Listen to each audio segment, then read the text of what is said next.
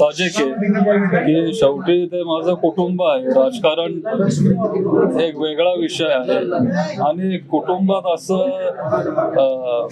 म्हणजे नाही व्हायला पाहिजे होतं. आपल्यासोबत युगेंद्र पवार आहेत, आपण त्यांच्याशी बातचीत करूयात. दादा, तुम्ही आज या ठिकाणी आलेला आहात, परंतु त्याची चर्चा खूप होती, कसं बघताय? चांगली गोष्ट आहे. आता पूर्वीपासून मी बारामतीमध्ये काम करत आलोय, तुम्हाला पण माहिती आहे, आपण पण भेटतो. आणि आज मी फक्त एक भेट द्यायला आलो, पण आज माझे इथं मित्र एवढे वाढलेत बारामतीमध्ये, त्याच्यामुळे सगळे आले मला जरा सपोर्ट करायला. तुम्ही आज या ठिकाणी आलेला आहे, त्याची चर्चा होण्यामागचं कारण असं आहे, 3-4 दिवसापूर्वीच मुख्यमंत्री अजित पवार यांनी या ठिकाणी मेळावा घेतला आणि त्यामध्ये स्पष्ट सांगितलं की माझं कुटुंब माझ्या विरोधात प्रचार करू शकतं. त्याचाच एक भाग म्हणून या ठिकाणी तुम्ही आलेल्याची चर्चा रंगू लागलेली आहे. याबद्दल आपण कसं बघतो? पण त्याच्यामुळे मी आलो नाही. खरं तर म्हणजे मी बारामतीमध्ये असतो 4 दिवस आणि आज मी मुंबईला जाणार आहे. त्याच्यामुळे जाताना मला वाटलं की नवीन पक्षाचं कार्यालय झालंय, त्याच्यामुळे आपण ते बघून जाऊ पुढं. पण मी म्हणजे त्याच्यामुळे आलो किंवा असं अजिबात नाही. एकंदरीत जे राजकारणात चालू आहे त्याकडे तुम्ही कसं बघता? सध्याचं राजकारण चांगलं नाहीये, वाईट वाटतं. गेली अनेक वर्ष पवार कुटुंब एकत्रित होतं आणि राजकारणाचं वेगळे पण जपत होतं. एकंदरीत कुटुंब फुटलं आणि त्यामुळे आता राजकारणाची परिस्थिती काय, कौटुंबिक जो सदस्य म्हणून याकडे कसं बघता किंवा काय वाटतं? मला तर अजिबात आवडत नाही आणि ते साहजिक आहे की शेवटी ते माझं कुटुंब आहे. राजकारण एक वेगळा विषय आहे आणि कुटुंबात असं म्हणजे नाही व्हायला पाहिजे होतं.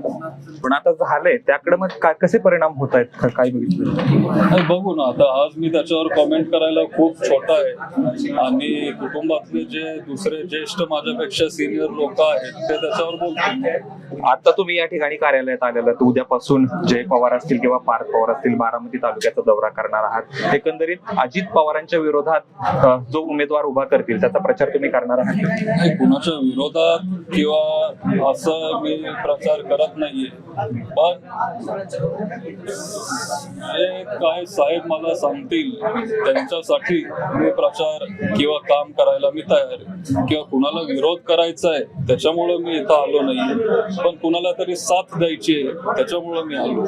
एकंदरीत ताईंनी देखील तुमचं आज कौतुक केलंय, साहेबांनी देखील कौतुक केलंय, कसं वाटतं? मी कुठं केलं केले, दौंडमध्ये म्हणाले सुसंस्कृत मुलगा आहे, परदेशात शिकलेला आहे म्हणाले, त्या कसं बघता याकडं?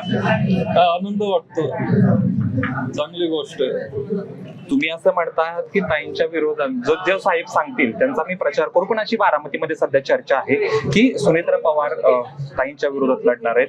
कसं बघताय याकडे आणि तुमची अडचण होती काय? म्हणजे अडचण होती, पण मला ते अजून पर्यंत म्हणजे जरा विश्वास बसत नाहीये की खरंच काकी लढतील म्हणून. कारण सुप्रियाताईंचं पण काम म्हणजे कुटुंबातले मेंबर म्हणून नाही, पण सुप्रियाताईंचं काम संसदेत खूप चांगलं आहे.